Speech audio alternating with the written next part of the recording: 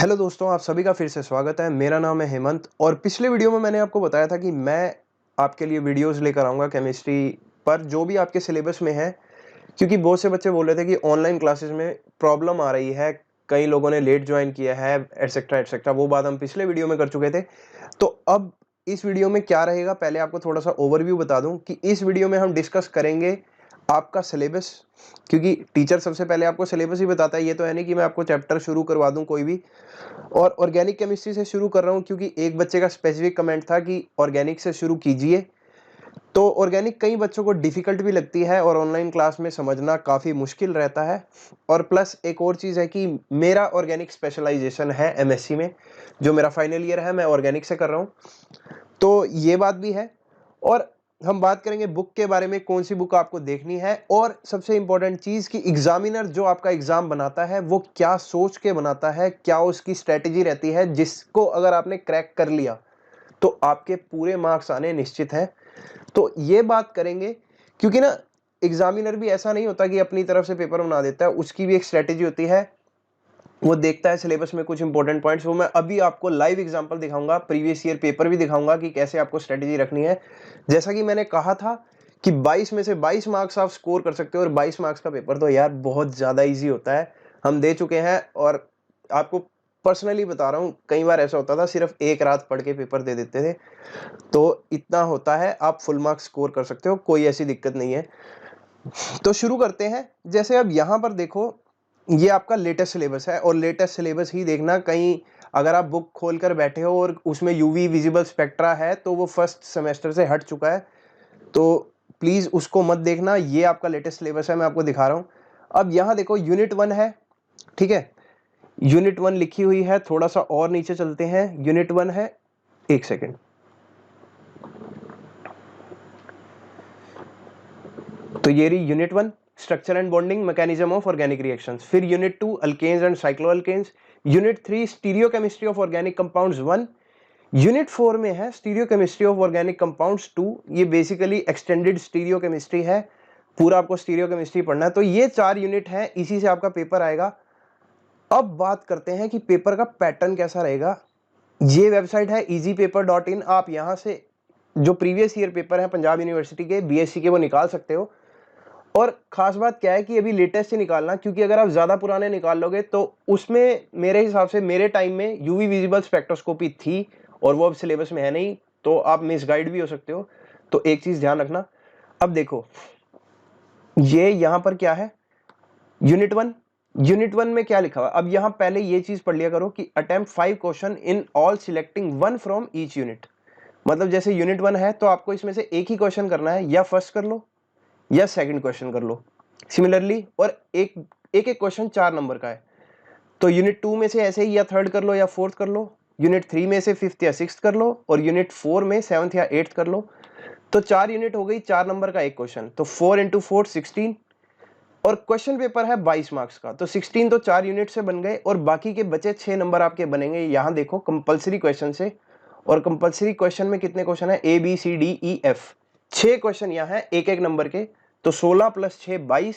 22 में से 22 स्कोर करने की हमारी स्ट्रेटेजी रहेगी, और वो कैसे करना है अब वो आपको बताता हूं। ध्यान से देखना, ये यहां पे क्या लिखा हुआ है, डिफाइन रेजोनेंस इफेक्ट। ये पढ़ पा रहे हो तुम, डिफाइन रेजोनेंस इफेक्ट। अब चलते हैं सिलेबस पे। ये बहुत अच्छी बात है। यहां पर देखो, हाइब्रिडाइजेशन, बॉन्ड लेंथ, हम स्ट्रक्चर एंड बॉन्डिंग यूनिट 1 का क्वेश्चन था, तो यूनिट 1 ही आपको बता रहा हूं। Hybridisation, bond length, bond angle, bond energy, localised and delocalised chemical bond, van der Waals interaction. ये आ गया रेजोनेंस, हाईलाइट भी कर दिया आपके लिए। तो एग्जामिनर की स्ट्रेटेजी क्या होती है, एग्जामिनर जो है वो प्रोफेसर ही होता है। वो ये नहीं होता कि आपकी बुक पढ़ेगा पहले सारी और फिर आपका एग्जाम बनाएगा। वो खोलता है आपका सिलेबस, सिलेबस में देखता है कि मोटे मोटे क्या पॉइंट्स लिखे हैं। जैसे स्ट्रक्चर एंड बॉन्डिंग में क्या लिखा है, हाइब्रिडाइजेशन, 2016 में हाइब्रिडाइजेशन पर क्वेश्चन आया था। 2018 का पेपर मैं खोलकर आपको दिखाया है, रेजोनेंस पर क्वेश्चन है। अब ये देखो क्या लिखा है, एरोमेटिसिटी। कोई बात नहीं, फिर से चलते हैं। दूसरा ही क्वेश्चन देख लो क्या लिखा हुआ है, what conditions are to be satisfied for a compound to be aromatic. और बताना है कि इनमें से कौन सा एरोमेटिक है और क्यों है। अब पता लग गया ना तुम्हें कि क्या करना है। यहां पर स्पष्ट लिखा हुआ है एरोमेटिसिटी, तो एरोमेटिसिटी तो पढ़ के ही जानी है, समझ रहे हो इस बात को। तो जो भी आपका यहां पर हेडिंग दे रखी है स्ट्रक्चर एंड बॉन्डिंग और जो सब हेडिंग्स हैं वो सारी क्लियर कर लो, आपका एक भी मार्क्स नहीं कटेगा, ये गारंटेड बात है।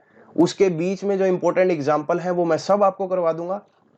अब यहां पर ऐसे ही चलेगा, कार्बोकटाइंस में से क्वेश्चन आ जाएगा, कार्बोनाइंस में से आ जाएगा, फ्री रेडिकल में से आ जाएगा, और फ्री रेडिकल्स में से आने के चांसेस ज्यादा हैं क्योंकि उसके बाद आपको अल्केन्स पढ़ना होता है और उसमें फ्री रेडिकल्स का काफी ज्यादा इंपॉर्टेंट रोल होता है। इस पर हम डिस्कशन करेंगे जब मैं आपको पढ़ाऊंगा। तो ये तो बात रही आपके एक्सटेंडेड सिलेबस की और आपके एग्जामिनर का माइंडसेट कैसे रहता है। अब क्लास में क्या होता है ना, जो टीचर्स आपको पढ़ा रहे हैं वो ये सब चीज नहीं बताते, तो मोटी मोटी जो हेडिंग लिखी हुई है वो तो आपको पढ़कर ही जानी है और बहुत इजी है सिलेबस, एक एक रात में कर लेते हैं बच्चे। तो आपको मैं करवा दूंगा जितना भी हो सकता है और मैं रोज ट्राई करूंगा जब भी मुझे टाइम मिलेगा। जैसे आप देखो, आपकी ऑनलाइन क्लास होती है तो वैसे ही मैं भी स्टूडेंट हूं एमएससी का, मेरी भी ऑनलाइन क्लास होती है डीयू में रोज। उसके बाद मेरी कोचिंग क्लास होती है नेट गेट के एंट्रेंस के लिए। तो मेरे पास जो भी टाइम बचेगा मैं आपके लिए निकाल लूंगा और जो वीडियोस हैं आते रहेंगे। और अपने दोस्तों के साथ ज्यादा से ज्यादा शेयर करना, और उनको ऐसा नहीं होता ही ना कि बच्चों का क्या होता है, यार हम खुद पढ़ लेते हैं दूसरे को नहीं बताएंगे तो हमारे ज्यादा मार्क्स आ जाएंगे, तो ऐसा मत करना। क्योंकि जैसे ही मुझे लगेगा कि हाँ अगर रिस्पॉन्स अच्छा है तो मैं उसी फ्रीक्वेंसी से वीडियोस बनाऊंगा। तो ये थी सिंपल सी बात। अब मैंने आपको एग्जाम का पैटर्न बता दिया, 22 मार्क्स का पेपर रहेगा, और ये दिखा दिया मैंने आपको सिलेबस क्या है। ये सिलेबस सभी बच्चों के लिए रहेगा, Himachal Pradesh university, Kurukshetra university, Punjab university, GNDU Punjabi university Patiala, जहां भी बीएससी जनरल है, जैसे BSc non medical, BSc medical. और आप क्वेश्चन पेपर में भी देख सकते हो यहाँ पर क्या लिखा हुआ है, एक चीज यहाँ पर ध्यान से पढ़ो, बीए बीएससी जनरल, और यही पेपर आएगा बीएससी माइक्रोबायोलॉजी और फूड टेक्नोलॉजी के लिए, यही सेम पेपर आता है। तो ये चीज तो है क्वेश्चन पेपर के बारे में। ये रहा आपका सिलेबस, और मैं सिलेबस शुरू करवाऊंगा बिल्कुल बेसिक से, hybridisation, bond length, bond angle और बॉन्डिंग। वैसे अगर हम बात करें बॉन्डिंग, तो आप बॉन्डिंग से समझते क्या हो, स्ट्रक्चर एंड बॉन्डिंग ही अगर हम पहला टॉपिक उठा लें तो बॉन्डिंग होता क्या है अगर मैं आपको बताऊं। अगर आपसे किसी से पूछ लिया कि भाई बॉन्डिंग क्या है, तो बच्चे क्या करते हैं, कोवलेंट बॉन्ड पढ़कर आए होते हैं क्लास 11 12th में, तो कहते हैं शेयरिंग हो जाती है इलेक्ट्रॉन की, वो अपना ऑक्टेट कंप्लीट कर लेता है तो बॉन्ड बन जाती है। लेकिन बॉन्डिंग जो है, बॉन्डिंग के लिए बॉन्ड पढ़ना जरूरी है। बॉन्ड किसी भी तरह की अट्रैक्शन है। हम कहते हैं ना, जैसे ये दोस्त बहुत अच्छी बॉन्डिंग है इनकी, जैसे अगर कोई बॉयफ्रेंड गर्लफ्रेंड है तो इनका अच्छा बॉन्ड है। आपका अपने घर वालों से अच्छा बॉन्ड हो सकता है, आपका अपने दोस्तों के साथ अच्छा बॉन्ड हो सकता है। वो बॉन्ड होता है अट्रैक्शन का, जो आप लाइन से दिखाते हो ये बॉन्ड नहीं है, एक अट्रैक्शन की फोर्स है बॉन्ड। और वो अट्रैक्शन का फोर्स डिफरेंट टाइप से हो सकता है, आयनिक इंटरेक्शन हो सकता है, कोवलेंट इंटरेक्शन हो सकता है, वंडर वाल इंटरेक्शन हो सकता है, हाइड्रोजन बॉन्डिंग हो सकती है, हाइड्रोजन का अट्रैक्शन हो सकता है। तो ये सब चीजें हैं, वो एक बॉन्ड होता है, ना कि जो आप लाइन लगा देते हो तो ये बॉन्ड है, ऐसा नहीं होता। बड़ी सारी तरह की बॉन्ड है, लेकिन हमें कोवलेंट बॉन्ड इसलिए पढ़नी है क्योंकि हम ऑर्गेनिक केमिस्ट्री पढ़ रहे हैं, और ऑर्गेनिक में सबसे जो इंपॉर्टेंट एटम है वो है कार्बन। और कार्बन का कोवलेंसी की वजह से हमें कोवलेंट बॉन्ड पर ज्यादा ध्यान देना है।